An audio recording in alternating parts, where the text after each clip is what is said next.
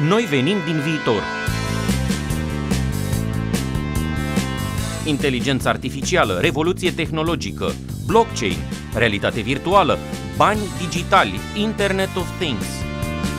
Vreți să țineți pasul cu noile tehnologii care ne schimbă viața? Stați cu noi la emisiunea Noi venim din viitor, prima emisiune de radio din România despre secretele viitorului. Cu Mirel Bran și invitații săi la RFI România, în fiecare vineri de la ora 5:30 la 6 și în reluare sâmbătă după știrile de la ora 11. O emisiune oferită de BRD, Grup Societe Generale și La French Tech. Bine vă regăsim la o nouă ediție a emisiunii Noi venim din viitor, prima emisiune din România în care vorbim nu despre ce a fost, ci despre ce va fi. Sunt Mirel Bran și timp de o jumătate de oră vă propun să ne uităm la noi puțin pe dos, nu despre trecutul nostru, ci din viitorul nostru. Tehnologia este poezie făcută din fiare, chipuri, tranzistori, sârme, coduri și curent electric. Am zis bine poezie, nu e o greșeală. Un inginer cuantic poate merge în adâncul materiei atât de departe pe cât o face și poetul care explorează cu cuvinte lumea noastră lăuntrică. O poezie bine scrisă face să rezoneze ceea ce avem mai bun în noi și ne descoperă geografia ascunsă a lumii noastre interioare. Avem în noi o grămadă de lumi nevăzute despre care nu știm nimic. Doar cuvintele unui poet iscusit ne pot face să le vedem. Asta face și tehnologia. Întruchipează în lumea noastră exterioară ceea ce ne imaginăm în lumea noastră interioară. Tehnologia este o proiecție prin mașini și forme de inteligență artificială a lumii noastre lăuntrice în lumea din afara noastră.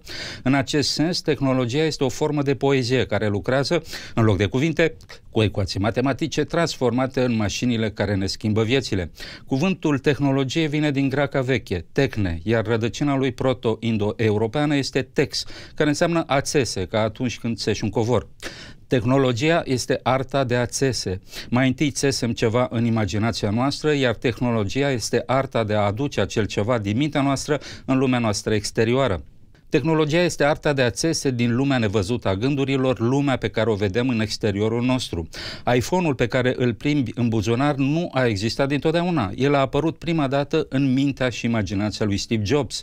Ce a făcut Jobs? S-a folosit de tehnologie ca să materializeze o idee. Nu telefonul tău este tehnologie, el este consecința tehnologiei.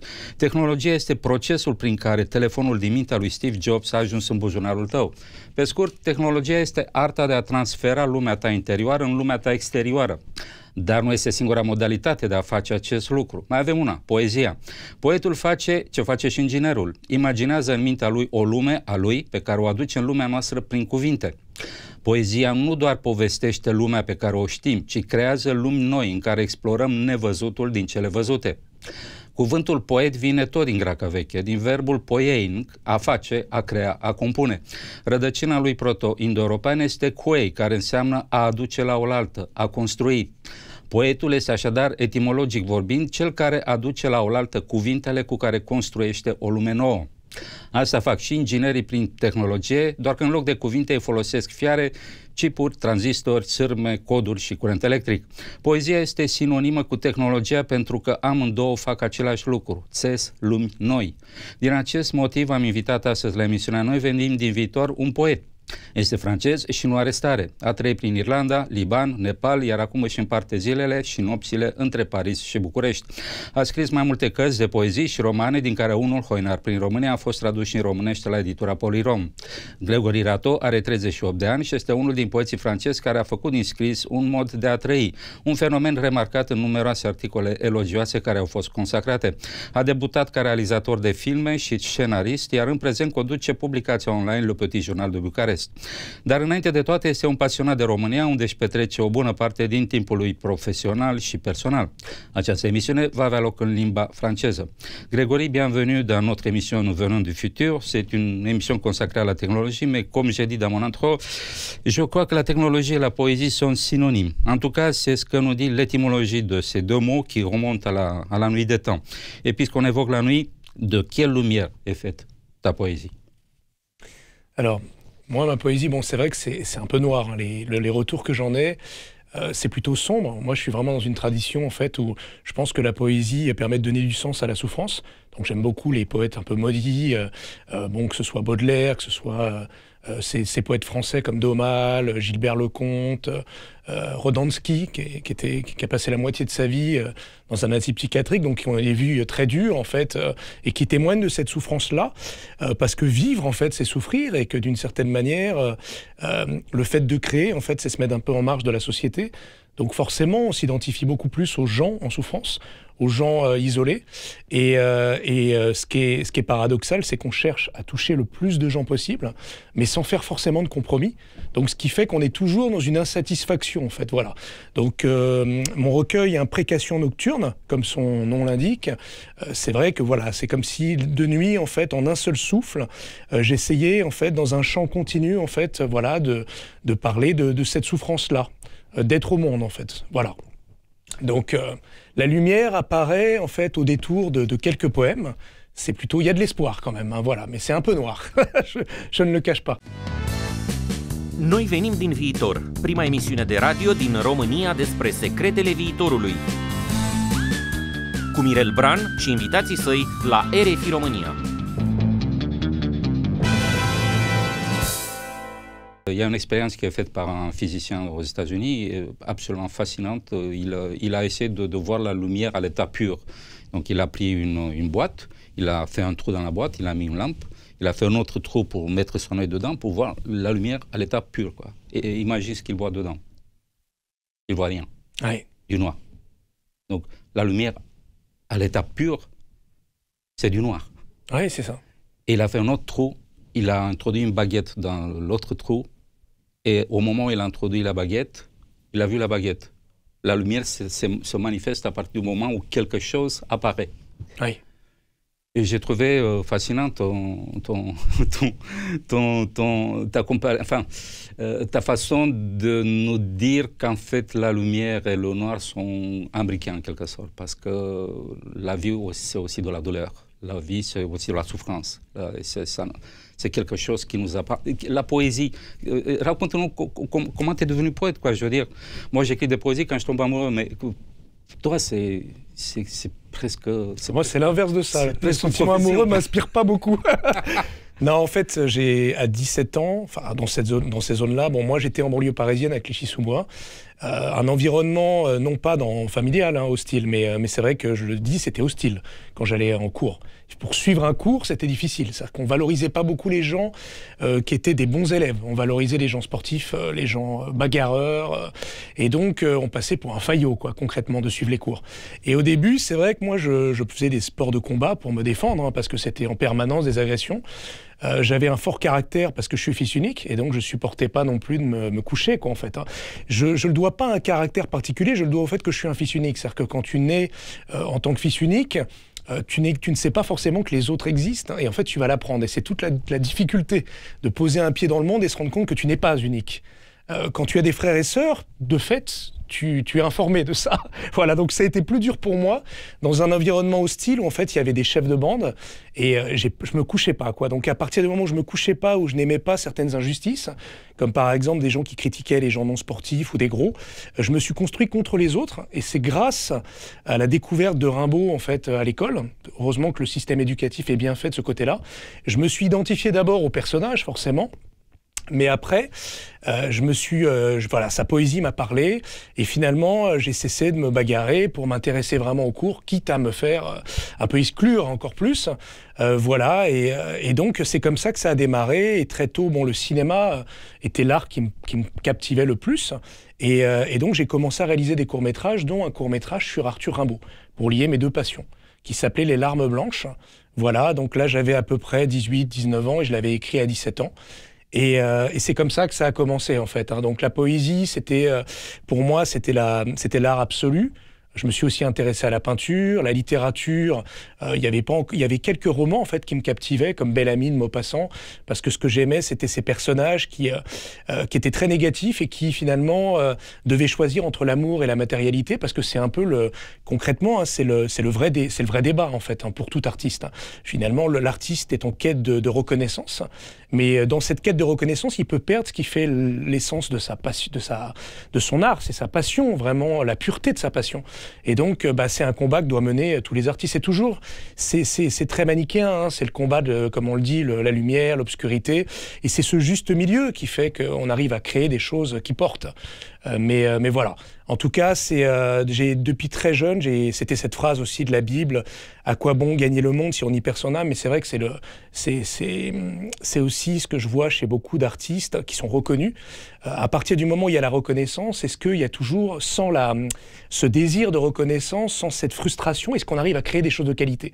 C'est la vraie question, comme des grands entrepreneurs, des grands créateurs dans le domaine que vous citez. C'est vrai que dans ces domaines-là, il faut toujours un défi, en fait. Si on est dans le confort, à mon avis, on se fait bouffer par la concurrence. Enfin, je veux dire, bien sûr qu'on peut faire des parallèles entre les deux, hein. C'est la même chose, on vend quelque chose d'une certaine manière quand même. On cherche des gens pour suivre finalement ce qu'on produit. Voilà.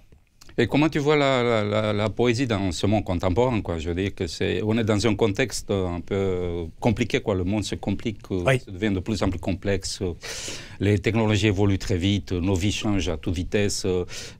Quelle place peut trouver la poésie dans ce monde qui change tellement vite qu'on n'arrive plus à comprendre ce qui se passe? Déjà, elle trouve cette place que depuis toujours, en fait, la poésie a toujours été, comment dire, inutile dans le sens où, bien sûr que l'artiste ne peut pas se définir en disant je suis poète de profession, par exemple. Alors que finalement, quand on a créé une entreprise, on a une profession, on a un statut. C'est pour ça d'ailleurs que j'ai un travail à côté, parce que je refuse de dépendre de ça et devenir ce que j'appelle un fonctionnaire de l'art. C'est-à-dire que pour moi, la poésie, comme la littérature ou autre, en fait, n'a pas à être rentable.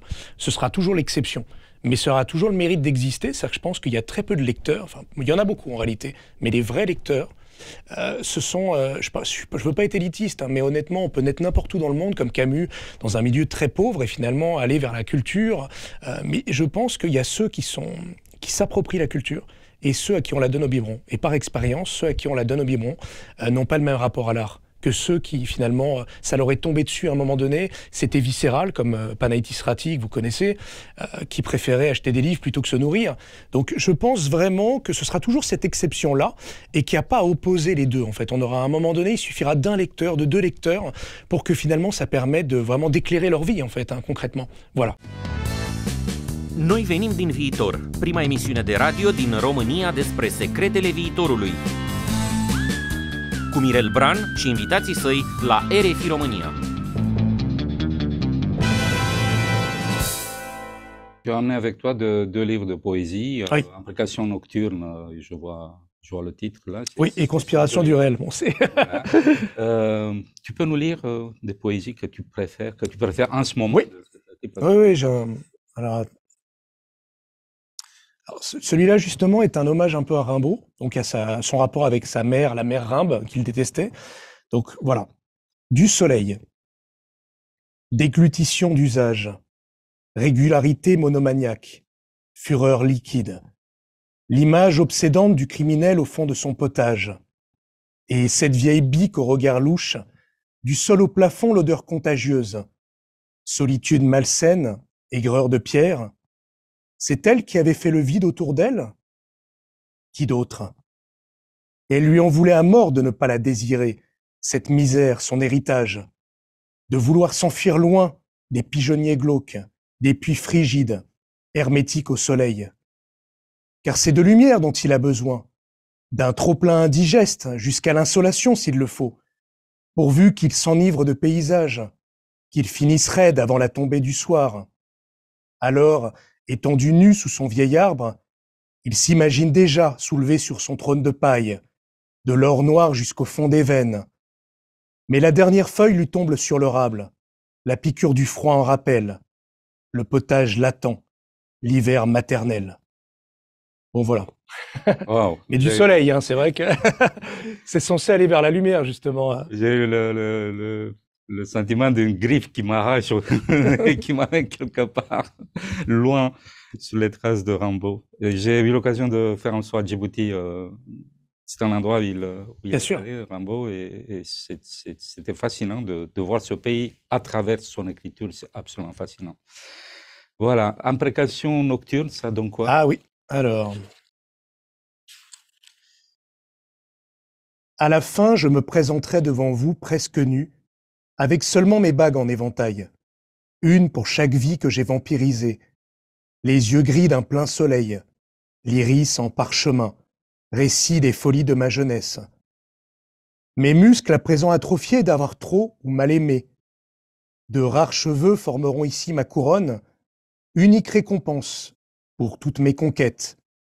Personne pour laver ma dépouille, lui donner les derniers sacrements. Juste une photo monstrueuse pliée dans mon poing droit, et qui n'aura plus rien à voir avec cette chose sans âge aux traits aguicheurs, couchée là, sur son lit de ronces, l'ironie glorieuse au coin des lèvres, innocence encadrée dans un miroir de poche, enfin confrontée à son portrait ravagé, une vie entière pour un rien, car privée de tout, même d'une descendance. Voilà.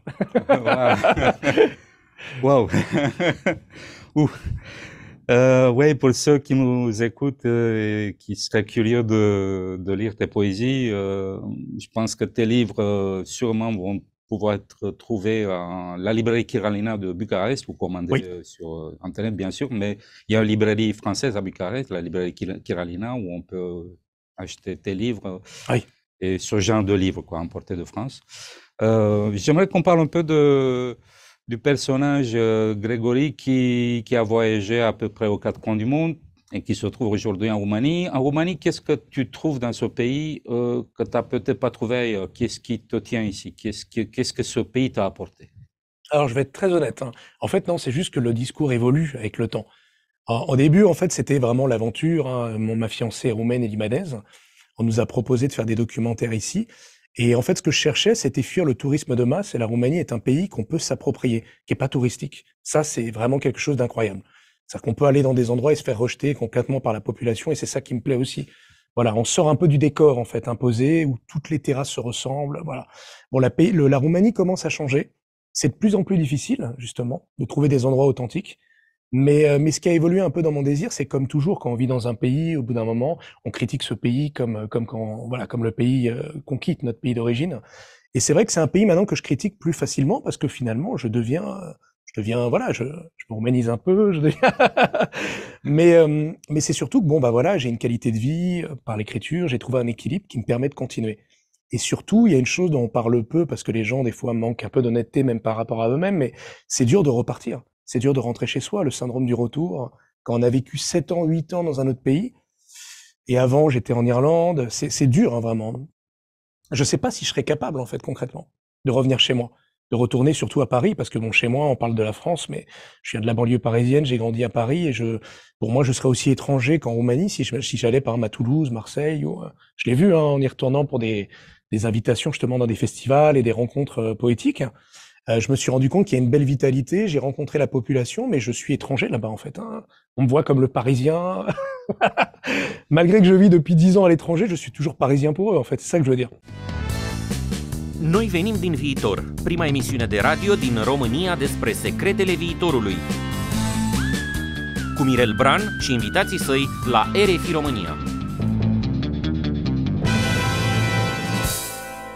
Ton pays, en fait, c'est peut-être tout simplement la poésie, puisque c'est la constante de ta vie. Tu peux être aussi bien à Bucarest, en Irlande, au Liban, au Népal, je ne sais plus où, mais peu importe où tu seras, c'est sûr que, d'après ce que je vois, tu vas continuer à écrire des poésies. La poésie, et puis bon, c'est vrai que j'ai mis la littérature entre parenthèses parce que, pour des raisons, là encore en étant honnête, parce que je trouvais que ce que j'écrivais était mauvais en fait. Bon, c'était pas si mauvais que ça, mais j'avais écrit un roman chez Maurice Nadeau, Noir de Soleil. J'étais déçu parce qu'en fait, je pense qu'en littérature, il faut avoir un projet de départ et je me suis peut-être un peu trompé de ce que en fait, au début, c'était l'écriture de récits de voyage. Parce que justement, ce que je recherchais en poésie, parce qu'il y a beaucoup, on parle beaucoup en voyage aussi, c'est justement comme un peintre par petites touches à croquer des choses. Mais j'ai beaucoup parlé de moi-même à la première personne dans ces récits de voyage. Et aujourd'hui, j'ai envie d'aller à autre chose, et explorer à travers la littérature déjà, travailler beaucoup plus la langue, comme je l'ai fait avec la poésie. Je pense que les deux arts, c'est clair. Et donc, c'est vrai que là, j'ai un roman, ça fait 4 ans. Bon, il a été retravaillé chez Gallimard, donc il a quand même une très très belle visibilité chez les éditeurs. Ensuite, il a été chez Albin Michel. Et c'est un roman, voilà, il a quand même plu aux grands éditeurs. Et donc là, il va peut-être sortir chez Conspiration Édition, mon dernier éditeur. Voilà, donc ça parle d'un voisin meurtrier qui tue un voisin qui commet l'irréparable en fait, il va tuer en fait ses voisins. Et voilà, donc c'est un livre un peu noir, c'est clairement une fiction. Et ce que je voulais vraiment montrer aussi, c'est que dans le quotidien en fait, il peut y avoir une vraie détresse en fait des gens, que la menace peut venir justement de quelque chose qui est de très proche en fait, à n'importe quel moment. Et surtout travailler l'art du monologue en fait, un peu comme dans les carnets du sous-sol de Dostoïevski, me faire plaisir avec la langue justement. L'histoire est un prétexte pour voilà travailler la langue. Donc la littérature, la poésie, en fait, je les oppose plus. Par contre, j'essaie maintenant d'être libre totalement. C'est-à-dire que moi, c'est vrai que je suis venu ici avec un statut, j'ai écrit sur la Roumanie. Le livre dans sa version roumaine a vachement marché dans la presse et autres. Et c'est vrai que le piège aurait été de faire ce qu'on attend de moi, de continuer. C'est difficile, quoi, mais j'ai préféré aller dans autre chose, quitte à repartir à zéro, parce qu'il faut toujours repartir à zéro, en fait. En poésie, il fallait repartir réellement à zéro, c'est ça. En poésie, en littérature, il y a aussi toute une industrie derrière. Hein. C'est, on dirait, un establishment institutionnel. C'est pas toujours ce qu'il y a de mieux. Moi, j'ai un problème avec ça. Je suis un peu rebelle par nature et j'ai écrit un livre récemment sur la technologie que je raconte comme une rencontre entre les sciences et la spiritualité. Et mes plus grands ennemis maintenant, c'est les popes, parce que je me permets de dire que c'est Jésus-Christ qui a inventé la technologie de la blockchain, ce qui les choque. Et les scientifiques, les milieux universitaires, tout ça, qui disent que c'est qui ce mec qui nous raconte des histoires de physique quantique, tout ça. Il n'a pas d'études, j'ai pas de diplôme de science, mais j'ai lu beaucoup, mais je suis pas diplômé. Et quand tu te heurtes à cet establishment, c'est toute cette industrie-là, ces gens-là, mais ils m'énervent, tu peux pas savoir. Et je t'ai raconté ça pour savoir comment tu te situes, toi, en tant que poète, tu vois, t'es un vrai, quoi. On sent que ça vient de tes tripes, quoi, cette histoire. Comment tu te situes dans ce milieu institutionnel, parce que la culture est aussi institutionnalisée, il y a toute une industrie derrière. Je vais être très franc parce que tu m'as posé la question. En fait, quand je suis arrivé en poésie, ce que j'ai fait, en fait, c'est que j'ai envoyé aux plus grandes revues. Donc vraiment, il y a quand même des différences de revues. Voilà, il y en a certaines. Elles publient qu'une dizaine de poètes par an, voire tous les 2 ans, comme la revue La Place de la Sorbonne, qui va me publier là au mois de juin. Ça fait 2 ans que j'attends en fait, que j'ai été sélectionné. Ou la revue Harpa, ou des revues comme ça. Bon, là, il y a une 30aine de revues en Europe, donc à chaque fois que j'arrivais pas à percer un milieu, comme par exemple, je comprends qu'il y a une espèce d'esprit revanchard par rapport à la Suisse et par rapport à la Belgique, par rapport à la France. En Belgique, ils vont se dire, mais pourquoi un poète français nous envoie sa poésie alors que la France nous néglige? Pareil pour la Suisse. Et donc, j'ai réussi à avoir une préface pour Imbrication Nocturne d'un des plus grands critiques suisses, Jean-Louis Koeffer. Moi, ça a été vraiment très important pour moi d'avoir son avis à lui parce qu'il est en dehors du circuit justement parisien. Et donc encore plus parce qu'il est en Suisse. Il sait ce que c'est que d'être mis à l'écart alors que voilà, il a une carrière extraordinaire. Il a connu Bernard Pivot, enfin voilà. Et donc il m'a fait une préface magnifique sur voilà, qui est quand même assez conséquente, qui est presque une critique en fait de mon travail. Et donc j'ai travaillé de cette manière-là, et donc forcément en ayant des gens qui tirent sur les autres, parce que de toute façon on doit se construire pour mettre en avant ce qu'on aime, on doit se construire contre les autres, c'est normal. Et je me suis mis à dos beaucoup de gens. Donc j'ai été blacklisté par certains. Il y a une vraie guerre, une vraie cabale d'un mondain parisien contre moi dont je citerai pas le nom, et qui est important, qui connaît tout le monde, qui est vraiment. Donc je me suis fait des ennemis, c'est vrai, important.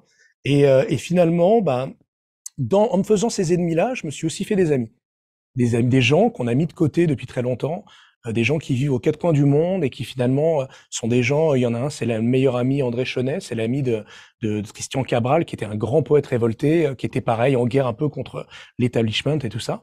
Et donc grâce à ces gens-là, qui m'ont écrit des textes magnifiques aussi, je sais voilà vers qui je peux me tourner. Ils me les ont désignés en fait d'une certaine manière par leur agressivité. Ces gens donc qui sont un peu contre moi, il y a 2 catégories. Il y a ceux qui sont dans la forme pure. Donc pour eux, ils ont enlevé la chair de la poésie, c'est que de la forme. Donc c'est une présentation complètement excentrique.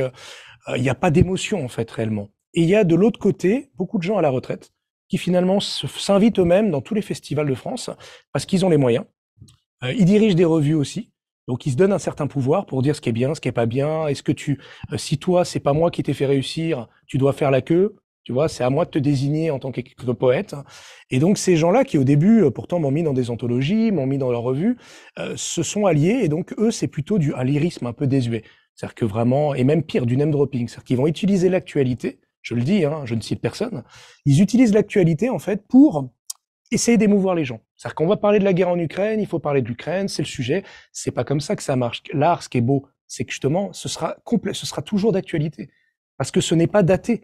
C'est-à-dire qu'on peut lire Rimbaud en pensant à la guerre, on peut lire tel poète. Sa révolte, en fait, est une révolte qui peut porter même des gens qui souffrent en Ukraine. Je pense réellement qu'il y a des gens qui peuvent se tourner vers la poésie là-bas parce que ça résonne dans leur chair. Mais c'est pas parce qu'on va parler de leur situation en Ukraine, faire semblant, en fait. Pour moi, c'est une posture, en fait. Hein. On peut pas vivre ce qu'ils vivent réellement. On peut être dans l'empathie, mais c'est pas la peine de le dire, c'est pas la peine d'en faire des textes, voilà.